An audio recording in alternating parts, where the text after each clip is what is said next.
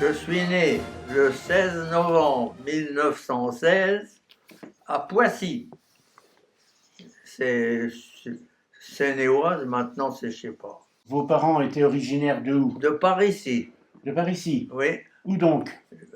Mon père de la Marne et maman du Neuffour, Nous sommes où en ce moment? en Clermont-en-Argonne. Clairement en Argonne. C'est donc pas loin. Oui. Vous êtes venu dans l'Est quand? Je suis revenu dans la Marne, Ah, dans la Marne. à Fromentieres. On m'a emmené là, quoi. Vous aviez à peu près quel âge? Oh, à 2-3 ans, là. Ah, oui, oui. Attention, hein. Et après, vous allez où quand vous êtes jeune encore? Après, je suis venu de Fromentieres, je pense, à Setso, dans la Marne, en 19. Et j'ai été baptisé là, à Setso. La scolarité à Setso. Il a son brevet élémentaire parce qu'il était au collège à Chalon, c'était une cour carrée avec des grands murs. Là, il est un peu prisonnier. On était enfermés dans une caserne, Ah bon? 4 murs. Vous sortiez quand? Les jeudis, on allait se promener Et vous rentriez quand chez vos parents? une fois par mois. Et vous avez bien travaillé là? On m'a forcé un peu. Enfin, j'ai le brevet quand même. Ah bon? Attention, hein. Ça vaut 3 bacs, hein, Oui, d'aujourd'hui.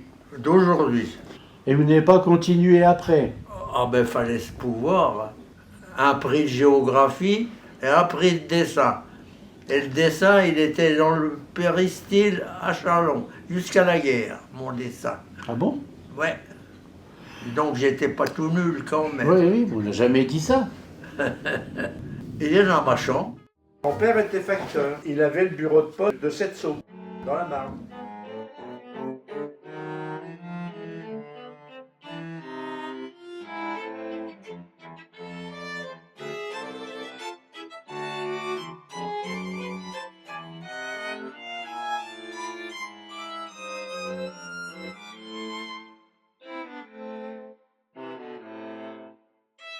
Pendant les vacances, je portais les lettres dans les environs. Vous aviez des frères et sœurs? Un frère et une sœur, qui sont morts tous les deux. Ils aimaient bien faire des petites farces comme vous? Bon, c'est beau. Son frère était taquin. Oui, le frangin, oui. C'était bien. Oh, la frangine, non, elle était spéciale. Ah Il bon? fallait se la farcir. Elle était spéciale. Elle faisait 1,50 m, mais ça pétait. Elle avait son brevet aussi, hein. Mon frère, il s'est fait incinérer. Oui. Et les cendres, ils ont été... Éparpillés. Moi, j'aime pas ça. Mhm. Parce que vraiment, on est mort, hein. Oui. Oh, Et vous, dans 15-20 ans, ça sera comment? oui. Moi, je serai enterré aux Ilettes. Ah, c'est bien. Moi, je veux pas qu'on me brûle, D'accord. parce que c'est trop chaud. Oui. Non, mais tu vois, le frangin, mais il n'existe plus. Il est au jardin du souvenir. On n'en parle plus. Bah si, vous Tandis vous en parlez là. sa maman, elle est là, mais elle est toujours là. Mhm. Et dans ma tête aussi. Oui. Vous avez eu combien d'enfants? Un, Oui. et puis l'autre, il Oui. fait 2. Ah oui.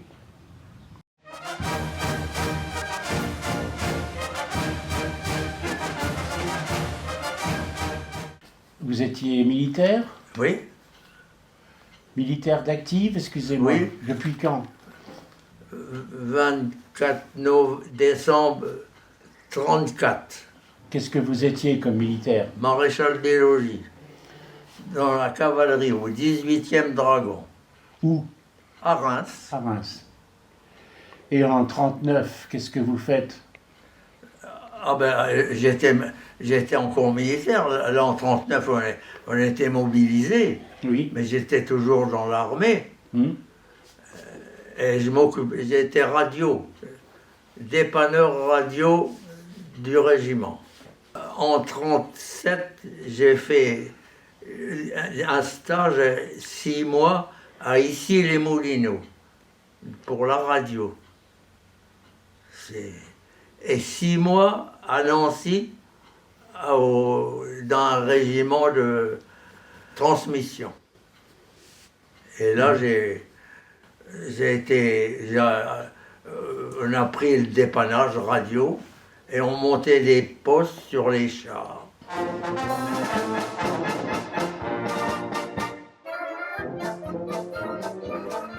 C'était un Noël, ça, en 1939. C'était quoi cette histoire? Cette histoire de dinde, ben, on avait donc une popote, les sous-offres, avec les adjudants et compagnie. Hein. On était une dizaine, quoi. Et puis, pour Noël, pour le réveillon, on avait commandé une dinde qui était chez un boulanger qui la faisait cuire, quoi. On ne pouvait pas, nous. Hein.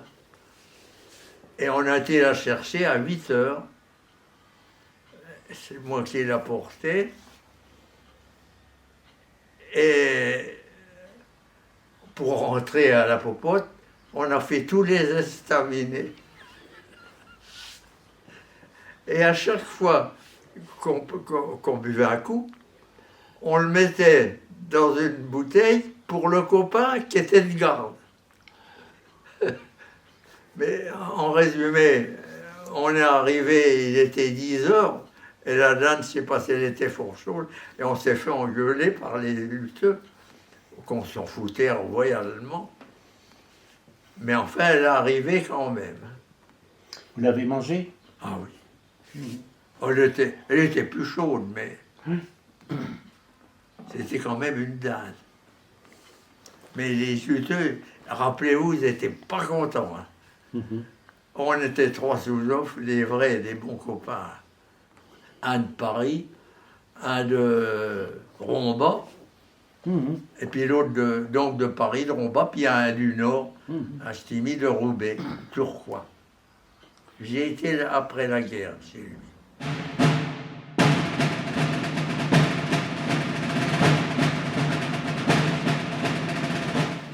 Et en 1940, quand les combats commencent? En 1940, on est parti en Belgique, quand il y a eu quand Adolphe a foncé, quoi. Oui. Et puis, il y a eu une bataille, là, qu'on a gagnée. Une bataille de chars. Oui. Et après, enfin, reculons. Dans la nuit, je ne sais plus de quel jour, à 4 heures du matin, on a quitté les voitures parce qu'on ne pouvait plus avancer. Tout était bouché sur la route. Et on nous a dit direction Popering. Ça voulait dire quoi? Popering, c'était Dunkerque. C'est à côté de Dunkerque. À pied, là. Hein. Oui, oui. Une 60aine de kilomètres. Mais il y a eu un bombardement sur une colonne anglaise qui a fait des dégâts, évidemment. Et il y a eu un chauffeur anglais qui avait la patte coupée ou je ne sais pas quoi. Il avait quelque chose. Il était dans le fossé et les Anglais le laissaient. Et moi, avec un de mes bonhommes, j'ai dit, viens, il y avait comme des jeeps, là, et on l'a mis dans la voiture. Dans la voiture, et il était content. Et j'ai pris son camion, un Bedford tout neuf. Et ça m'a permis de faire une 30aine de kilomètres. On entendait les chars, il était moins d'eux. Hein.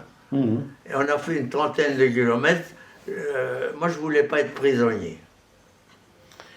Et j'avais des bonhommes avec moi.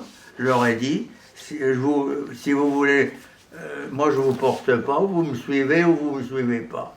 Ils nous ont dit maréchal-logis, on vous suit. Et vous êtes retrouvé sur le sable? On s'est retrouvé à Brédune, à Dunkerque. Quoi. Oui. Et après? Ben après, on a pris le bateau. Ingénieur Cachin. Oui. Oh, on a failli couler, hein. Oui. Parce qu'il y avait un char, ou je sais pas quoi, qui nous tirait un obus devant, un derrière. J'ai dit le troisième, c'est pour nous. C'est comme ça qu'on l'a Oui, retiré. c'est comme ça. Et il y a venu un destroyer anglais qui a passé à 50 mètres, quoi. On était tout. On voyait les obus, des trucs comme ça, des douilles qui descendaient. Éjecté. Et puis ça a été fini. Je reviens à votre départ de Dunkerque. Oui. Moi, les marins qui s'embarquaient à Dunkerque, ils allaient en Angleterre. Et vous? Ben nous, on a été en Angleterre, à Douvres. Et qu'est-ce que vous avez fait là? Rien. On a Pourquoi? attendu le lendemain. On n'a même pas débarqué. Pourquoi?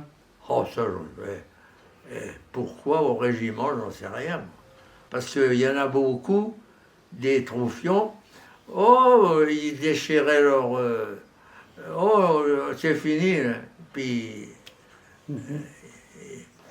ils ont été prisonniers, ceux-là. Mais nous, on était commandés. Comment, j'en sais rien. Et en embarquant, je croise mon capitaine, que je connaissais. Puis on cause, il dit comment que ça va, il me dit comment que ça va, Colarbas, je dis et puis je le quitte, un obus, il est tué. J'aurais resté là 2 minutes de plus, ou 5 minutes, je ne sais pas. Et bien j'étais pareil. Sur le bateau? Non, non, à 200 mètres du bateau, en embarquant. Ah oui.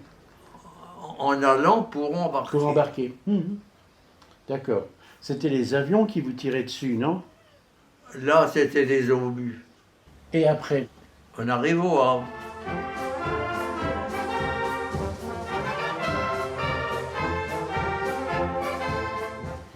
D'accord. Et là, on a été dans le fort. Je ne sais pas si vous connaissez le fort. Là, on a passé la nuit là. Et puis après, en avant, à pied, Vers le sud? vers le sud. On a passé dans l'Eure. De temps en temps, on venait nous chercher en camion, mais par le train. On a passé à Niort dans le train à 100 à l'heure, là, sur des wagons. Hein. Et les cheleux étaient là. Ils nous ont regardé passer. Ils n'ont pas eu le temps de dire ouf. Et voilà. Puis on a atterri. Et le 18 juin, j'étais à Bordeaux, dans les faubourgs de Bordeaux. Et on est venu nous chercher vers minuit parce qu'ils étaient en train de tracer la ligne de démarcation et on était dans le mauvais côté occupé. Alors on est venu nous chercher à minuit dans les bus parisiens. Et pour aller à l'est, quoi, en Dordogne. On ne savait pas, hein, mais c'était là, la zone libre. Il traçait la ligne de démarcation avec un sidecar. Hein. Oui. Mais tout ça, on ne le savait pas. Ben non. J'invite tous les Français qui veulent rester libres à m'écouter et à me suivre. Vive la France, libre, dans l'honneur et dans l'indépendance. C'est donc le 18 juin, ça. Hein? Tout le monde me dit, t'as entendu le De Gaulle? Oh, je dis oui, on avait des radios. Oh oui. Parce qu'il n'y en a pas beaucoup qui l'ont entendu, hein, faut pas croire. Hein. Il faut vous dire une chose, ce que j'ai dit dans les manifestations chez nous, à des préfets, à un général et tout, qu'on ne connaissait pas De Gaulle avant 40. Et ils ne le savaient pas. Ben oui. et un général qui faisait l'essence aux armées, dans les manifestations, il venait me trouver, moi, maréchal des logis, général, pour que je lui raconte. Véridique, hein? Oui, oui. Quand vous êtes dans le Midi, vous faites partie de quel régiment? Le 3e dragon, encore une fois dans la cavalerie. Et il y avait deux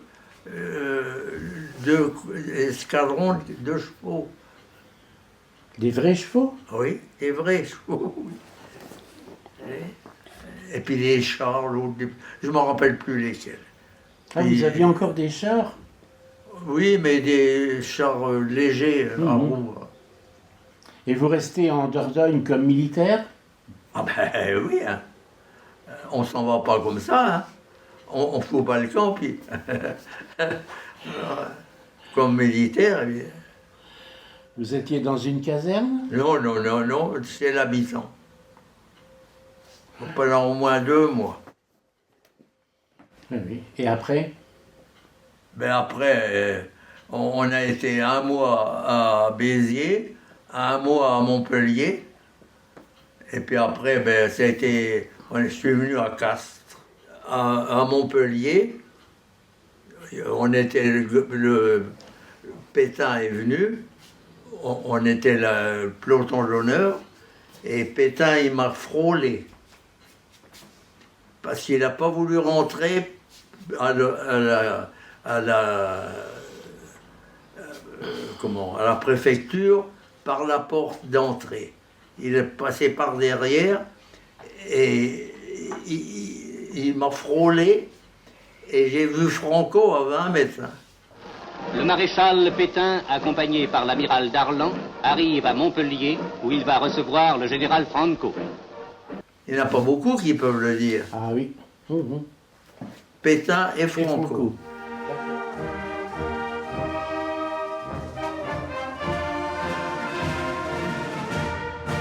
Vous avez fait louper une manœuvre.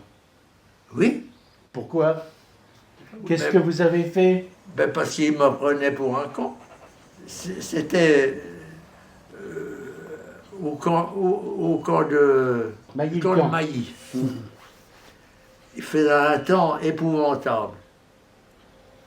Les chars étaient en haut et nous on couchait en bas, enfin on était en bas. Et il y a le lieutenant Grimbert qui s'appelait, vous voyez, je m'en rappelle. Il dit Collard, il faudra que ça marche, il va y avoir une manœuvre. Ben, mon lieutenant, je ne peux pas régler les postes tout seul, il faudrait me donner des bonhommes pour aller les chercher. Oh non, bon. Eh ben, on fait la manœuvre. Il y a un poste de radio, hein, je parle. Hein. Et il y avait dans les voitures, et c'était des sous-offres souvent une fois qui tenaient. Je dis, toi, t'arrêtes à telle heure, hein, les transmissions. Et toi, t'arrêtes à telle heure. Et à telle heure, plus rien du tout. Eh bien, Collard, ça n'a pas marché. Ah ben, je ne peux pas faire tout seul, il me faut le... Ben, vous prendrez tout le peloton. Le lendemain, impeccable. J'ai fait l'affaire à la grève, moi. Oui, oui. Moi, j'aimais pas, quoi. Je faisais tout ce qu'il faut, mais là, il m'a pris pour un con. Eh ben, moi, maréchal des logis, j'ai fait prouver mon lieutenant que je suis pas si con que ça. Il n'a jamais su, hein. C'était des postes qui étaient dans les chars, Et on a les voitures aussi. les voitures. C'était On avait des postes dans les voitures qu'on pouvait faire 200-300 km. Des gros postes. Dans les voitures, hein. Oui. Et dans les chars, que le commandant qui avait ça, pour le colonel. Et on avait des postes dans les chars, avec l'aragophone. comme au lieu du micro. Et ça portait à 3-4 kilomètres. Et un jour, on nous a dit, ne racontez pas de conneries, on l'entendait au Japon. Mais si, dans la stratosphère, dans la couche d'Évaïs, et ça repartait. Je ne sais pas si c'était vrai, mais on nous a dit ça. Et encore une autre fois, au camp du Larzac, on avait des postes de 14. Alors, on fait une manœuvre, le capitaine il me dit, on mettra les postes là. Il était à 300 mètres, on ne l'entendait pas. Et au bout d'une demi-heure, on n'était pas loin d'où on couchait, quoi. Mais je suis foutu le camp. Et le capitaine, il est venu me trouver. Il dit, Collard, vous avez quitté, vous savez que vous auriez pu faire le falot. J'ai dit, mon capitaine, moi j'ai eu des postes qui faisaient des kilomètres, et celui-là, à 50 mètres, il a compris. Pas.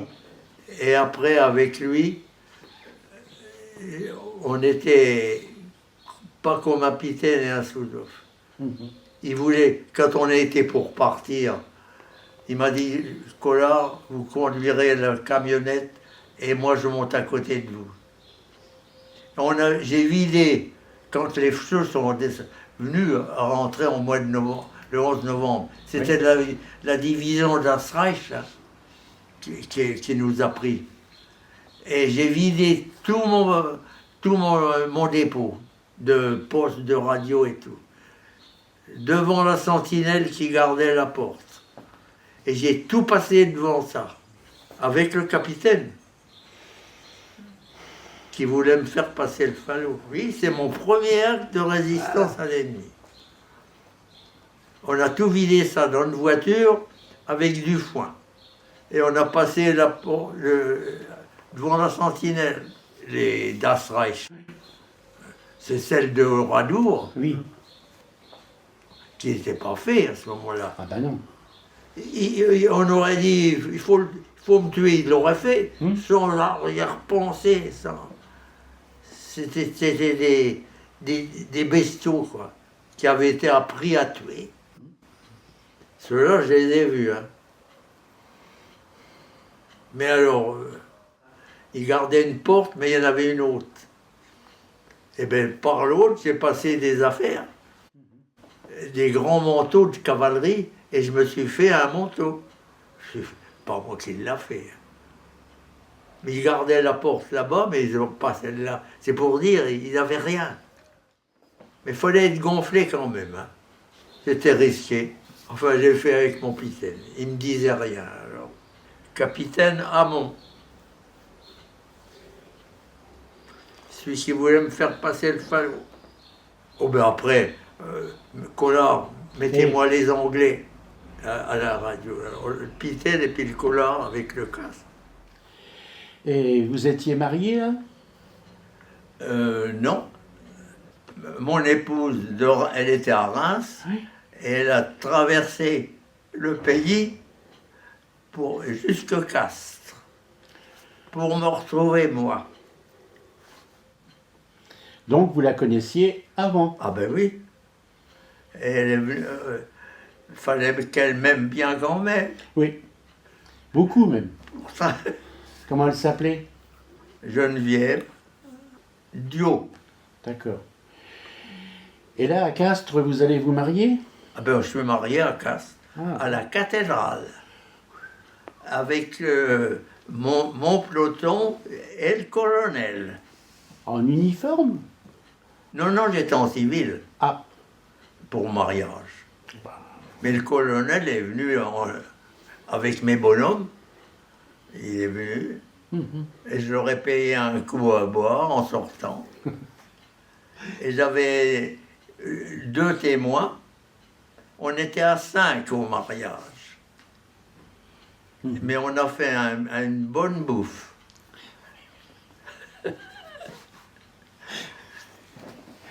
Et après, Avec des copains de guerre. le régiment.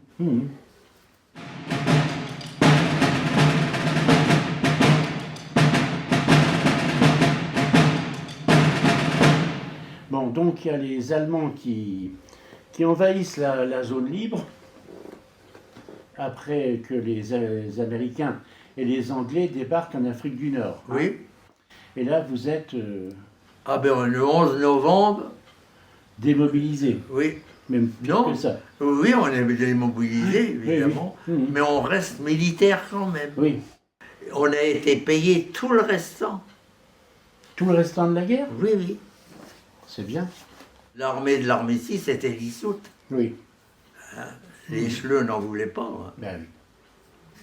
Et vous restez un certain temps quand même dans le Midi? Ah ben j'ai resté un peu au mois de février, mars, je suis venu à Nancy.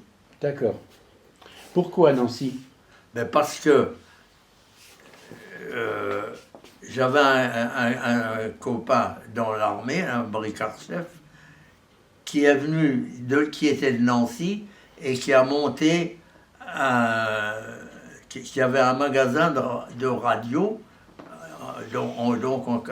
Et puis il m'a écrit, parce qu'il n'y avait pas le téléphone, hein.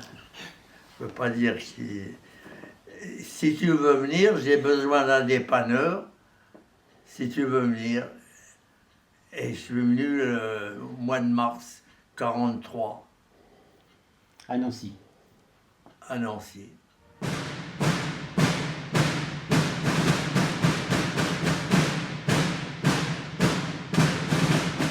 Vous fabriquiez des postes pour Dis quoi? des postes de radio Oui, on en a fabriqué. pour des résistants ou pour des... Ben pour les cheveux. Ou ben on n'avait pas le droit. Oui, mais en douce. Ah ben, ils s'en allaient avec là même, Oui, les Allemands. les Allemands. Mais vous n'en faisiez pas pour des résistants? Ça, j'en sais Et rien. puis, vous Mais non, les postes de radio, les beaux postes, hein. Hein? Attention, c'est moi qui les mettais en boîte et tout. Fallait les trouver, fallait pas les louper. Hein. Et des postes genre poste émetteur. Des postes émetteurs pour les résistants, non? Vous Ah, n'en avez pas je ne connais réparé? pas. Réparé, non? Je connais pas. Mais Mais les Allemands, ils venaient, le copain et mon patron, à ce moment-là, il les envoyait dans mon atelier. Et les schleux, ils avaient là. Et moi, je leur mettais les Anglais en allemand, avec des postes. Oh, nichts gut, England. Oh, je vais essayer, moi. Je savais pas. Dutch, nein, nein. Mais quand il était tout seul, à deux, il disait rien. Mais quand il était tout seul, j'ai Dutch, nein, England. Un moment, et il écoutait là, en allemand, évidemment. Hein. Qu'est-ce qu'il disait, j'en sais rien. Mais tout seul, c'était bien. À deux, il y avait un grand parachutiste qui avait perdu un œil en Grèce. Il venait souvent tout seul. Oh, 1,80 m, peut-être plus. Il me disait, Hitler, il se con. Mais il était tout seul. oui. Mhm. Et il m'amenait du pain, lui. Oh, il n'était pas pour l'Adolphe. Hein. Oh non. Et vous l'écoutiez, la BBC? Oui, oh, ben, je pouvais. J'avais 3-4 postes. Est-ce que vous fabriquiez des postes pour les gens qui étaient des gens normaux, quoi? Pas... Non, on n'avait pas le droit. Ah, pas le droit? Alors, les seuls postes que vous avez fabriqués, Je pense que c'était que pour les Allemands. Est-ce que le copain a des amis, il le faisait, j'en sais rien. Moi, après, qu'une fois que c'était fait, réglé et tout, moi, je descendais, puis je faisais ce qu'il voulait. Moi, ça ne me regardait pas.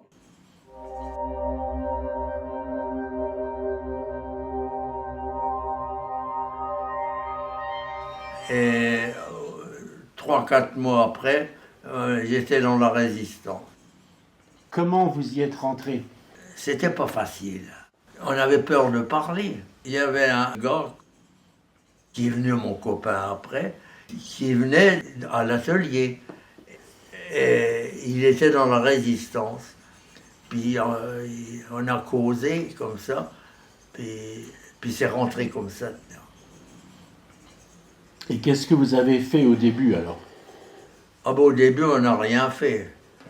Mais à partir de peut-être 2-3 mois avant, avec un autre copain qui est venu colonel,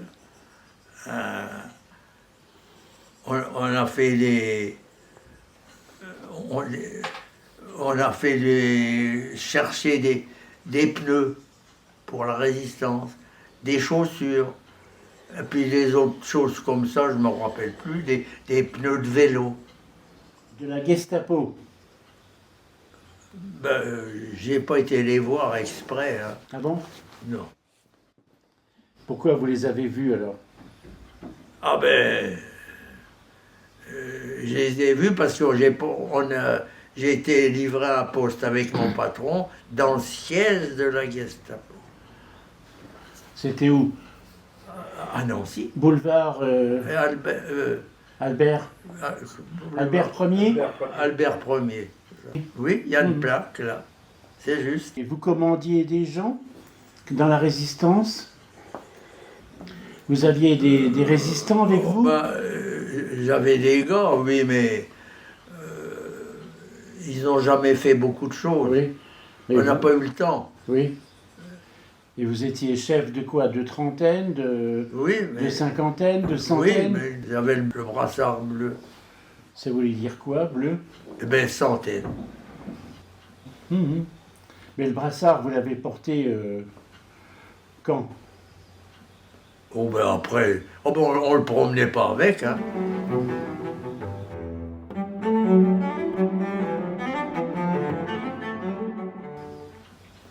Un jour, eh ben, j'ai fait le saboteur. Ah bon? Oui. J'ai fait sauter la ligne téléphonique Paris, Berlin, Strasbourg. Oui. J'ai fait sauter Vous avez fait sauter une ligne Ah, téléphonique? ça, Ah oui. ça a bien sauté, croyez-moi, Et- je l'ai entendu. Comment vous aviez eu du plastique? Oh, ben, des gens, ils nous donnaient rendez-vous, et puis ils nous ont donné là, qu'on ne connaissait pas. Mhm. C'était dangereux, vous savez. Mhm. Ça pouvait être n'importe qui. Mhm. Hein. Et quand ils vous ont donné le plastique, vous n'avez pas eu peur De quoi? que ça saute Oh, c'était dans la poche. dans la poche? Mhm. Et c'était loin là? Comment vous allez jusqu'à la ligne Oh, ben, c'était... là, c'était bien 1,5 kilomètre, hein. Elle était visible, Quoi? la ligne? Non, c'était une boîte dans le mur, dans un mur. Il y avait le jardin et le mur et la boîte en dessous. Et je l'ai mise à côté de la boîte. Comment vous le saviez De quoi? qu'il y avait Ah ben on a eu qu'elle passait là? il y avait un ordre de Grandval, vous connaissez Grandval? Oui. Hein, un ordre de Grandval à exécuter ce sabotage-là. Et on a eu le retour, sabotage exécuté, etc., signé Grandval. Pour faire sauter, c'était la nuit? C'était quand? Non, c'était en plein jour, En plein jour? à 6 heures du soir. Mhm. À 6 heures, ah ben je l'ai posé à côté, Oui. et puis il est arrivé une colonne de SS. Il a fallu qu'on se barre, hein, en vitesse. Oui, oui. Et ça a pété quand ils étaient là? Non? Ah ça, je pense. Je n'ai pas été voir. Hein.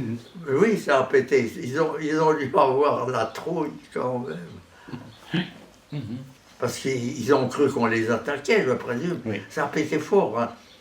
Moi, j'étais revenu, tu sais. Vous étiez place de la commanderie. Ça a pété. Et les gens disaient, oh, c'est du canon. Oh, je disais, oh, ben oui, c'est du canon. Deux coups de pétard. Et vous étiez tout seul? Non, j'ai fait avec un jeune de 18 ans, 19 ans, qui est passé colonel après. Ah, Et c'est lui. c'est celui-là Et après, il y a... Moi, j'ai les photos. Oui, ça fait rien. Et après, il n'y a pas eu de représailles ou quelque chose? Vous ne savez pas. Je ne sais pas. La ligne, elle a été... Ah ben, exécutée comme il faut. Mais après, elle a été réparée. Après, elle a été réparée, la Ah, ça, ligne? j'en sais rien. Vous savez pas. Vous savez, on n'est pas furieux. On n'est pas curieux. Mais une ligne Si téléphonique, je demandais si la ligne a été réparée, ça voudrait dire que je savais. Mais comme bouche cousue, je sais rien. C'était une boîte. la boîte. Une boîte de raccord. Qu'est-ce qu'il y avait dedans, on ne sait rien. Mhm. J'ai pas été chercher. D'accord. En tout cas, le sabotage a été exécuté. Qui c'était le grand? J'ai fait tous les tours avec lui. Qui était deuxième classe, qui était un gamin, comme je t'ai dit, j'étais un gamin. Et on a failli, en sortant de les poser, on a été arrêté par une patrouille. Puis il m'a dit, attends, je vais les... Il avait un revolver. Comme j'ai dit, avec ton revolver, tu n'aurais pas tué une mouche. Et j'ai dit, stop, attends, ce qu'ils veulent. Et ils voulaient nos vélos. Et ça, à tout le monde, préfet compris, Erignac compris, préfet Erignac, vous savez, il a dit, c'est lui qui m'a sauvé la vie. Ils les ont pris, les vélos? Oui, les deux. Et lui, il l'a récupéré, mais pas moi.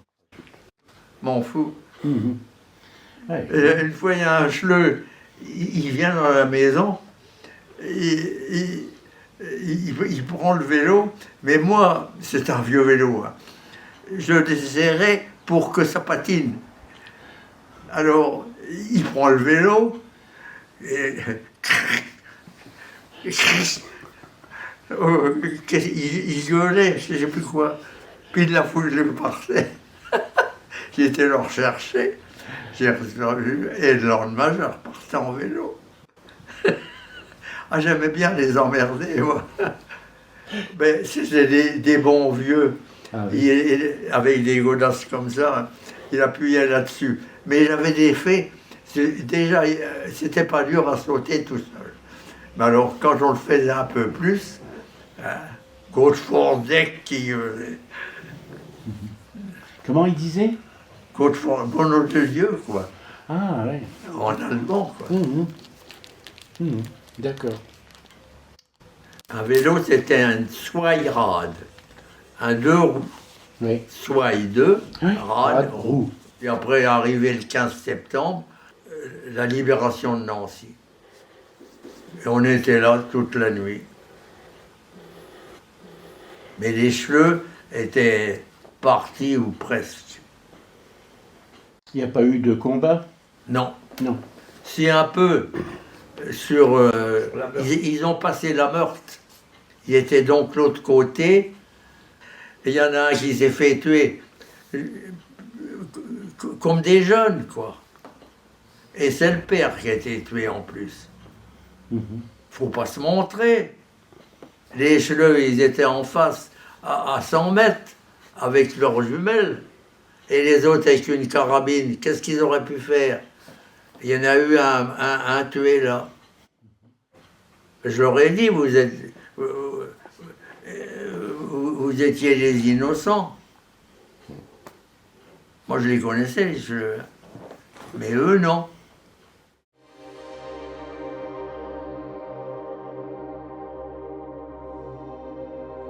Vous n'avez pas été dans un peloton Ah ben, le peloton d'exécution, Oui. oui, ben ça, j'y étais. Ah ben, je suis sûr que moi, il y avait une balle. Vous avez fusillé des gens? Un Un seul? qui avait vendu un maquis Ah oui. C'était où ça? à Épinal, Ah oui. après la guerre. Ah, je vois toujours le gars. Hein. Il était cadavérique. Et je le vois encore par terre. Vous étiez encore militaire là? Oui.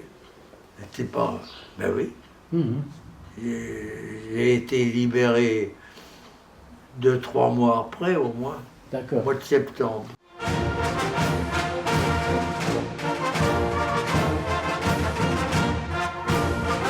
Vous avez été récompensé pour tout ça? Non. Non? Une. Si, j'ai eu la médaille. Ils nous ont offert à tous ceux qui avaient participé à ça une médaille, comme une médaille d'or. Et j'ai la médaille d'or de la ville, la vraie, Oui. par le maire. Oui. C'était une médaille commémorative des 50 ans de la libération de Nantes. J'ai la médaille de la résistance, la médaille des anciens combattants, Oui. que j'ai jamais été chercher. Ah bon? Mais j'ai les papiers. Hein. D'accord. Comme Et quoi, la médaille, il l'a pas? ben, je suis pas un gars à médaille, moi. Et Yves, il m'a ramené la médaille de Dunkerque. Je me rappelais même plus que j'avais ça. Mais il y avait la médaille FFI Oui. que j'ai. Moi, je vous dis, je suis pas un gars à médaille. J'avais même été inscrit pour la Légion d'honneur, Oui. mais il manquait quelque chose.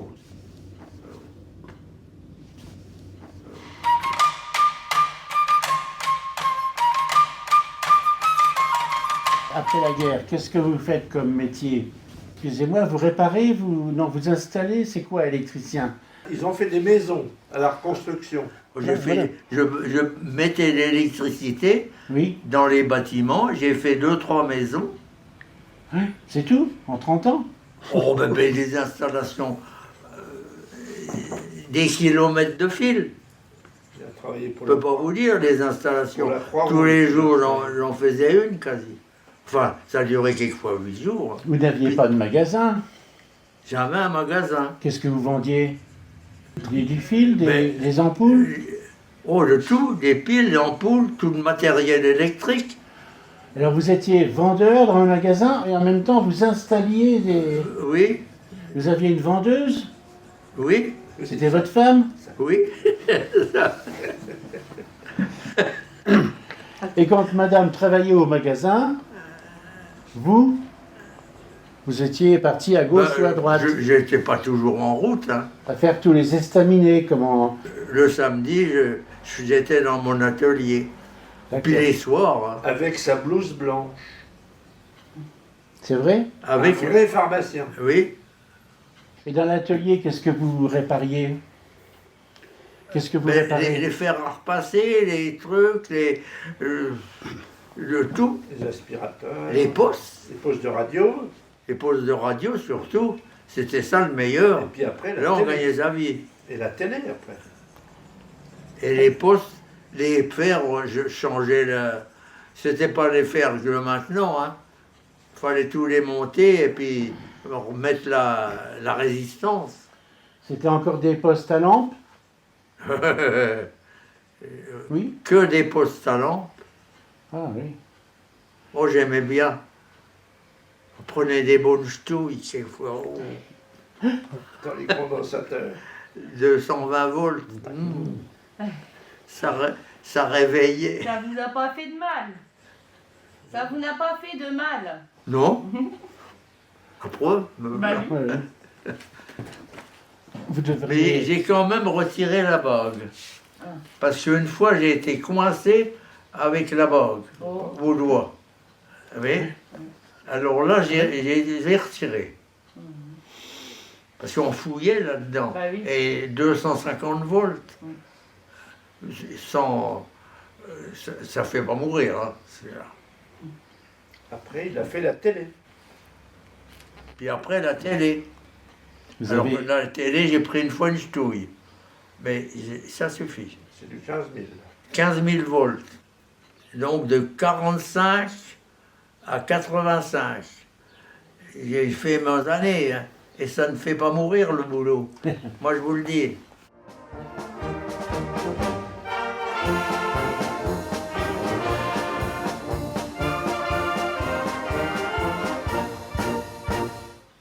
Ça a changé. Oh.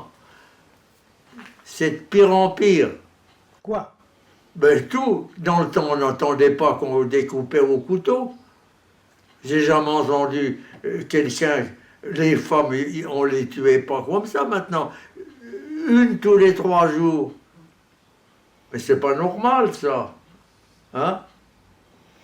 Et jamais jusqu'à la guerre, on n'a jamais entendu ça. Des crimes. Il y en avait une fois tous les je ne sais combien. Il y a eu Landru.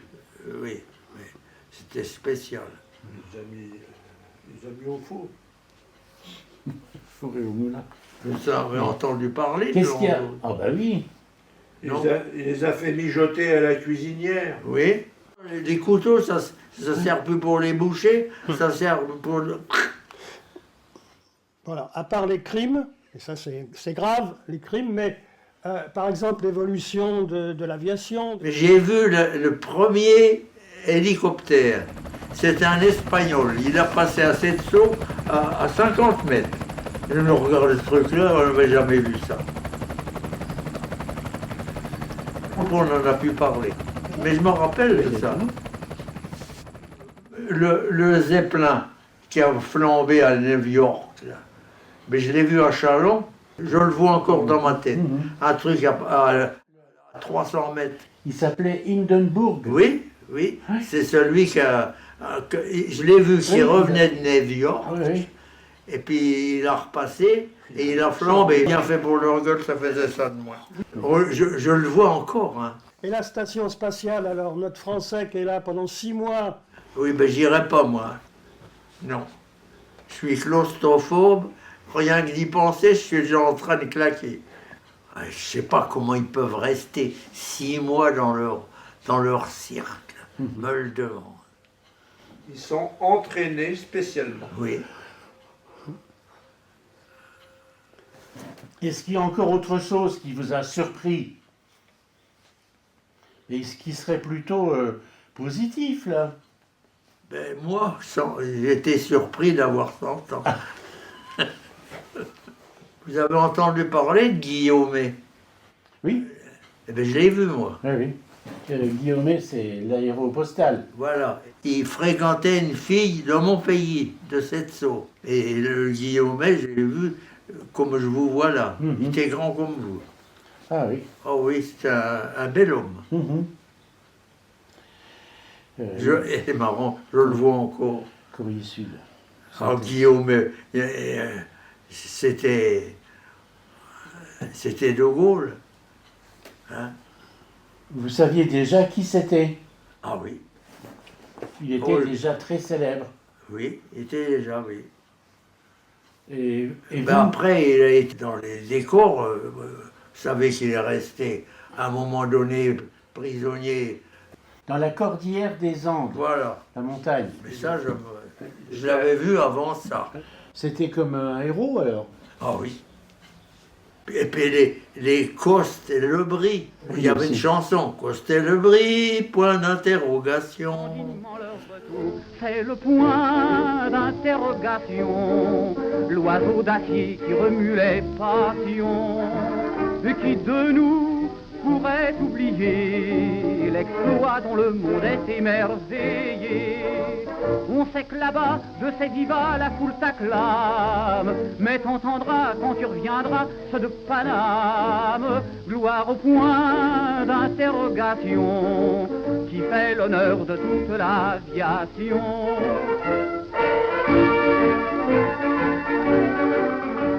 Et il Coste et Belante. Oui. Il y avait les deux. Je vous parle de ça, j'avais 10 ans. Hein. Et les airs, moi, je retenais ça comme 3-4 fois l'air, ça y est. Je sais les chansons de 100 ans, moi. Il y a venu un accordéoniste. J'ai dit, mais comment que ça se fait que vous ne faites des chansons que d'avant-guerre? Rikita, jolie fleur de Java. Eh bien, elle ne m'a pas répondu. C'est des chansons d'avant-guerre. Tous les airs que j'ai dit, tous les airs que vous faites, je les connais. Pas, il y en a des paroles, mais pourquoi des chansons d'avant-guerre? Donc il n'y en a pas, elle ne m'a pas répondu. Et les chanteurs et les chanteuses, alors? Il y a des noms qui vous reviennent? Oh là, bien sûr. Fred, ça vous dit rien. Qui m'aimait tant, moi mon cœur n'a pas vieilli pourtant. Où sont tous mes amants?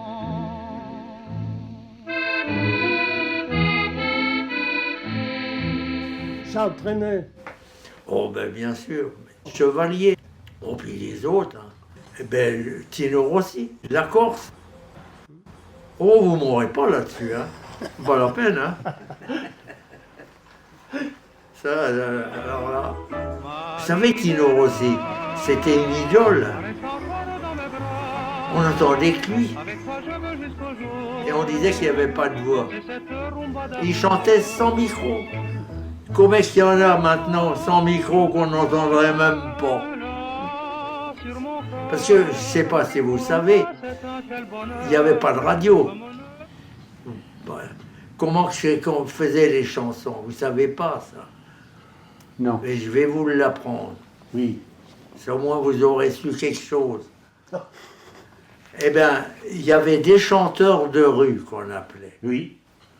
Avec l'accordéon et un chanteur, ou lui tout seul. Et il se mettait à une place, à Reims, c'était devant la gare. Et la troupe venait autour. Il y avait un programme, des chansons qui vendaient, les papiers, et ils chantaient là. Et c'est comme ça qu'on apprenait, je parle avant-guerre, hein, quand j'avais 15 ans. Sous les toits de Paris, quelle joie pour lui de retrouver un passé mon chéri. Si tu dis par-delà, tes bonheurs s'installent là, sous les toits de Paris, fais votre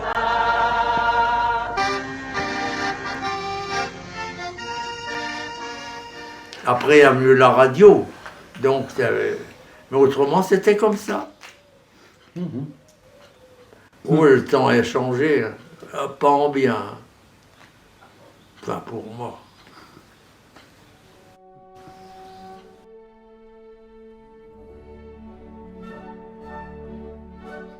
Ils ont dansé longtemps avec ma mère. Oh, on était des vrais danseurs. Oh, des grands danseurs. Une fois, dans les machins à Gréoux, là-haut, on commence une valse de Strauss à 5 ou 6. Oui. On est restés tous les deux. Elle était légère. Ah oui. Et elle était belle. Taille mannequin, 42. J'ai acheté une robe, il n'y a rien à toucher. Tu leur as pas dit que tu l'as fait tomber de moto, ma mère. On s'est cassé la gueule. Il a fait de la moto dans dans les rails. Il était profond comme ça, en tournant. La moto. Elle a rien eu? Si. Elle a rien eu? Oh si, les gens. Non mais je parlais de la moto. Oh la moto. La moto, non, elle n'a rien eu puisqu'on est reparti. Ah ouais? Oh ben j'étais un bon motard. Hein. Motard Collard. C'était une moto à moi, là. Mhm. Mais j'ai eu des motos militaires. Vous aussi? Avec des radios dessus? Non. Oh non, Comme ça. mais c'était des belles, des terreaux Mhm. 350, 4 chevaux, toutes neuves. On a rodé. Mhm. J'ai rodé la 37, que ça finissait. Et c'était des trompettes qui avaient ça. Et oh, la moto, c'est vous qui... Oh, elle va bien. Et j'avais 18 ans. Hein. J'avais jamais fait de moto. Hein. Ouais. Puis après, ben, j'ai eu mon permis. C'est au bout d'un moment, mon lieutenant, il me dit, « Collard, t'as ton permis moto ?» Ben, je dis non. Ben, fais un tour là-bas. Et puis, tu reviens. Ça faisait un mois que j'étais son motocycliste. Il savait bien. Et c'était permis voiture en même temps. Moto et voiture. Ça fait que j'avais le permis voiture, j'avais pas de voiture et je l'ai jamais passé. Ah, je le dis maintenant, mais je l'aurais pas dit avant. Hein. Et j'ai jamais passé et j'ai jamais eu d'accident. J'en ai eu, mais pas de ma faute. Hein? Sauf le dernier que j'ai raccroché, là, j'ai pas pu tourner. Assez vite. Il faut dire qu'à 103 ans, il conduisait encore. Oui, mais j'avais 103 ans aussi. Faut arrêter. Oh, le Là phénomène. aussi, la Villette. J'ai pas pu tourner, j'avais mal là. Mhm. Pas assez. Oh, un petit accrochage de rien. C'est le seul que j'ai eu tort. C'est pour ça qu'il était temps d'arrêter. Tous les autres, c'était pas de ma faute. Mhm. Femme, est-ce que Sandra est gentille ici? Qui? Sandra.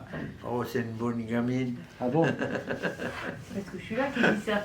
Hein? Je savais pas qu'elle était là. Mais Oh, vous avez vu, hein, vous m'aviez pas vu. j'ai Non, dit. non.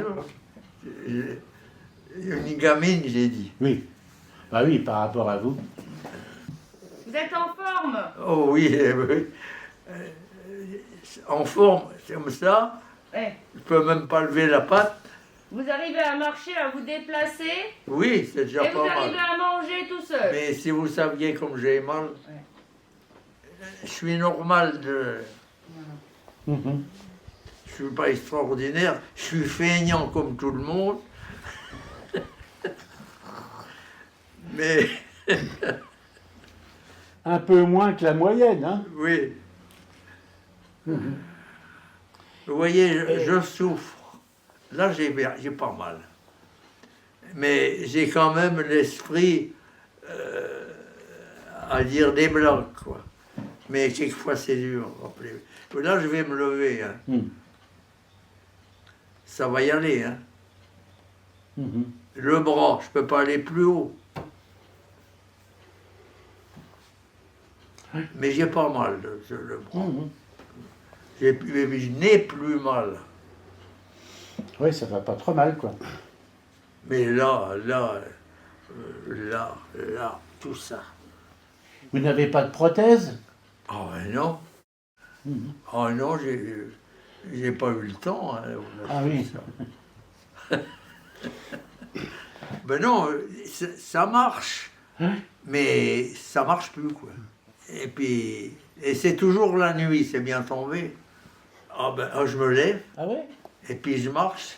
Ah bon? Et quelquefois, j'ai besoin de rien, ça arrête. Je crois qu'il ne doit plus y avoir grand-chose à dire. Mais vous avez de la veine que j'ai la mémoire. Ah oui.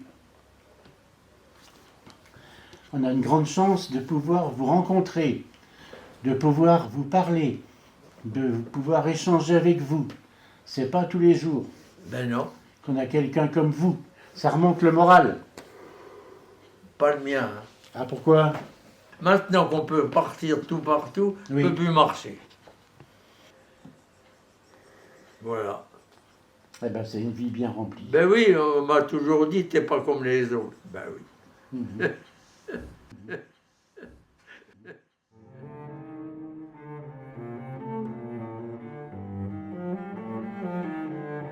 Et vous avez donc quel âge? Ben 105 ans et demi, quoi. Ennemi, ah bah oui, comme les gosses, À peu les gosses près. ils disent l'ennemi. Vous êtes allé à l'école? Vous avez passé le brevet? Oui, brevet élémentaire. Et vous avez eu quoi comme prix spécial à l'école? Un prix de géographie. Oui, et puis un prix de dessin. Ah bon. Et la géographie, vous aimiez bien ça? La dernière année, c'était l'Europe. Ah oui. Mais le restant, je ne sais plus. La France? Ah ben la France, Les oui. colonies. Oui, la dernière année, c'était le monde, quoi. Et un prix de dessin. Oui. J'ai eu à Châlons, dans l'entrée, le périphérie, je crois que ça s'appelait, eh bien, un dessin qui a été affiché jusqu'à la guerre, vraisemblablement. Un dessin de vous. Oui, oui. Qu'est-ce que c'était, vous vous rappelez? Ah Du bon. papier peint. Oui, oui. Ça, c'était à l'école. Ensuite, quand est-ce que vous devenez soldat? En 34, en décembre. Le 20 décembre, je crois. Et très vite, à l'armée, vous êtes spécialisé. Oui, après, hein, c'est pas à la minute. Hein. Oui, oui, ah bah oui. C'est au bout de 4 ans, Ah oui, 4-5 quand même. ans. Mhm. Et qu'est-ce que vous faites à l'armée comme spécialisation? Eh ben, la radio. La radio. Oui, j'étais radio. Et puis après, j'ai été dépanneur radio. Sur les chars. Ah, sur les chars. Et puis, la radio dans les voitures, dans les camionnettes exprès, Et avec des postes de radio, émetteurs et récepteurs. Mais moi, j'avais des gars qui faisaient ça. Et c'était quel régiment ça? Ou quel, 18e Dragon 18e Dragon. de Reims. 18e Dragon qui faisait partie de quelle division? Première DLM, Ça veut dire quoi, DLM? division légère motorisée. Avant 1939-40, tous les chars avaient la radio? Oh non. En ordre, le colonel, les commandants, et puis les officiers, D'accord. les chefs de peloton, quoi. Chef de peloton, hein. D'accord, d'accord. Capitaine, et, Je crois savoir. c'était un capitaine ou Ça nous ou un a- lieutenant, Les Allemands avaient la radio. mieux que nous, Oui, oui. toujours. Oui, oui. Après le début de la guerre réelle, le 10 mai 40, c'est ça? Oui, c'est là que ça a commencé, Ça a commencé. la vraie. Vous allez en Belgique? Oui, Oui. on était en Picardie. Et vous Ah, faites... moi, on était en Belgique. Moi, j'ai été jusqu'au canal Albert. Hein. Ah oui. Attention, c'était en Belgique, hein, Oui, oui. à l'ouest de Bruxelles, quoi. D'accord. Et après, vous allez faire la retraite Oui, jusqu'à Dunkerque? jusqu'à Dunkerque. Et à Dunkerque, c'est là que votre capitaine Oui, a été tué. a été tué. Je venais de lui parler. Oh. J'aurais resté. Bon, on allait prendre le bateau. Oui. Le bateau était à 200 mètres. Oh oui. Vous savez comment il s'appelait, ce capitaine? De Pindray. De Pimbray. Drey. De Pindray. DE, Oui. c'est des nobles, hein, tout ça. Ah oui. Chez nous, c'est tout. De Busson, de Carvanoël, mon lieutenant, c'était De Buté. DE Buté. Oui, oui. Dans la cavalerie, à ce moment-là, c'était tous les nobles. De Dunkerque, on a été à Douvres. Oui. Ben oui. Et après? Au Havre. Et après, vous êtes démobilisé. J'ai été à Castres jusqu'au 11 novembre 42, quand les SLE sont rentrés et on a été virés. Mais on est resté. J'ai touché ma solde tout le temps. Quand ils ont envahi la zone libre, Oui, c'est ça. c'est ça. Le 11 novembre 42, par la division Das Reich, celle qui a été à Oradour. Et après, qu'est-ce que vous faites? Comment vous vous retrouvez en Lorraine après? Mon brigadier chef que j'avais a été libéré aussi, comme moi, et a ouvert un magasin à Nancy de radio. Oui.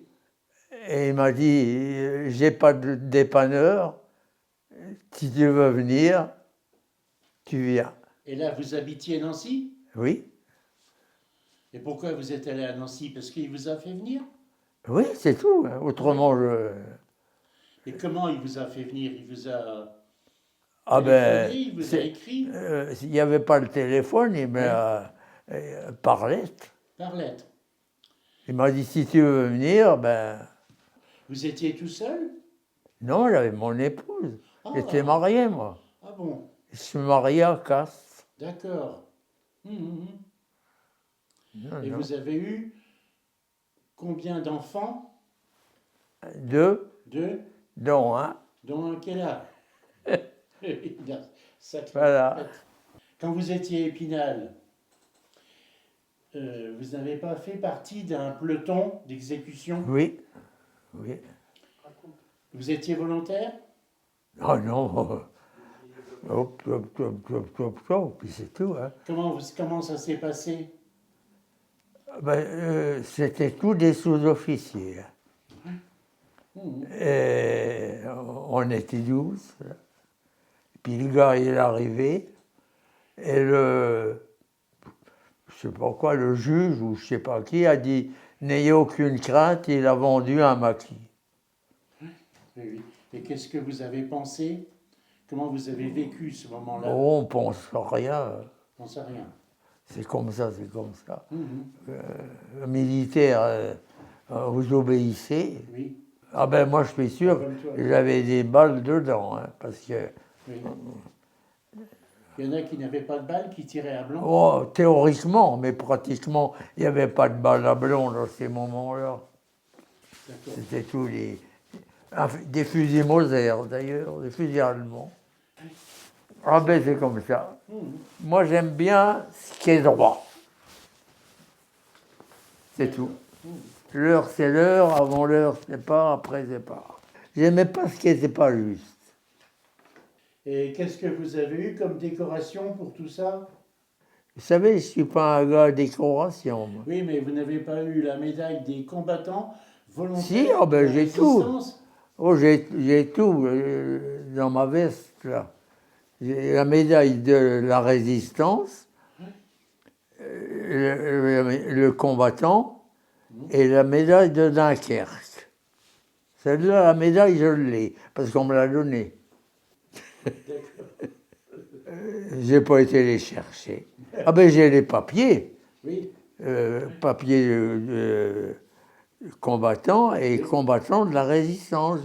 Je l'ai dans ma veste. Là. Après l'armée, qu'est-ce que vous devenez? Bon, la radio et l'électricité. Où? À Nancy. À Nancy. C'était où ce magasin? Avenue Leclerc. La rue du Montet, ça s'appelle. À côté de l'église Notre-Dame de Lourdes.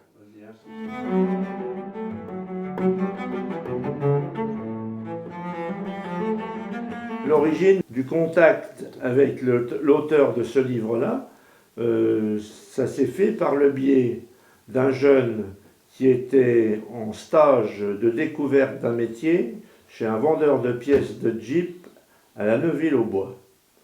En fait, ce garçon-là, il fait des études d'histoire à l'université de Cambrai.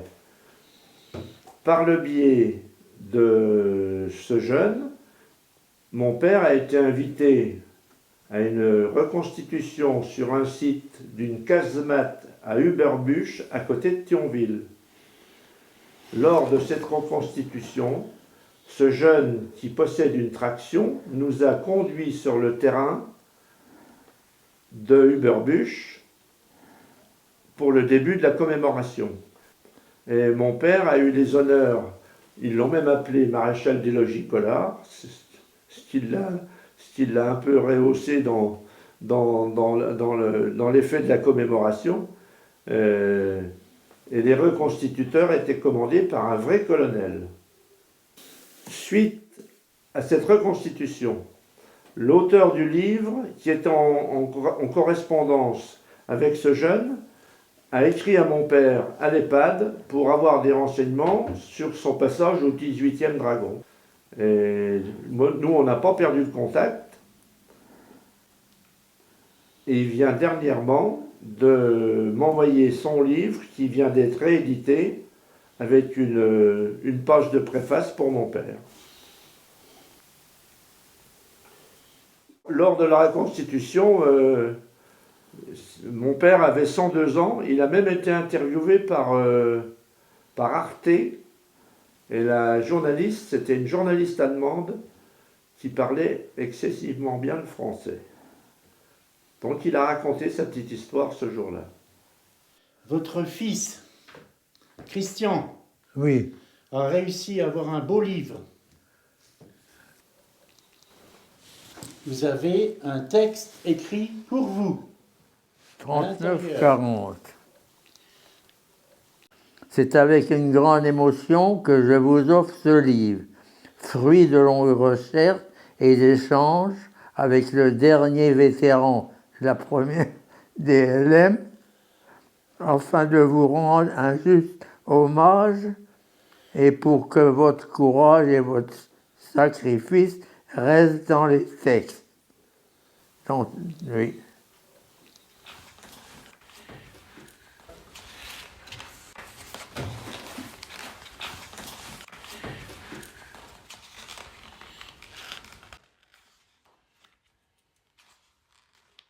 Capitaine Dussel, c'était un conte.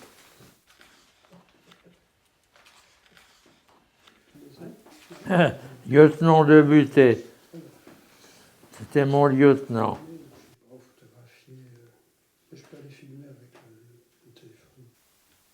De Pindray, ben voilà, mon capitaine, escadron Oran, de Kermadec, lieutenant, oui, c'est un breton.